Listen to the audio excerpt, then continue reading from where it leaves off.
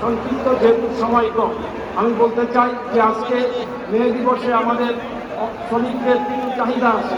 শ্রমিকরা আজকে আপনার অনেক আওয়ামী লীগের সময় আওয়ামী লীগ অনেক শিল্প কলকারখানা বন্ধ করে গেছে, সেগুলো চালু করা দরকার এবং শ্রমিকদের মজুরি কমিশন দরকার, শ্রমিকদের পে স্কেল দরকার, ন্যায্য মজুরি বাঁচার মতো মজুরি দরকার। বর্তমান বাজার করে যাতে শ্রমিকরা খেয়ে পরে বাঁচতে পারে, সন্তানের শিক্ষা দিতে পারে, ছেলেমেয়ের সংসারকে লালন পালন করতে পারে, সেরকম মজুরি আমাদের দরকার। আমি সেটি আজকে দাবি করছি এবং ট্রেড ইউনিয়ন অধিকার আরও অবাধভাবে যাতে সমস্ত শিল্প কলকারখানায় ট্রেড ইউনিয়ন করার অধিকার মানুষ পায়, সেটি আমাদের রাষ্ট্রের থেকে নিশ্চিত করতে হবে।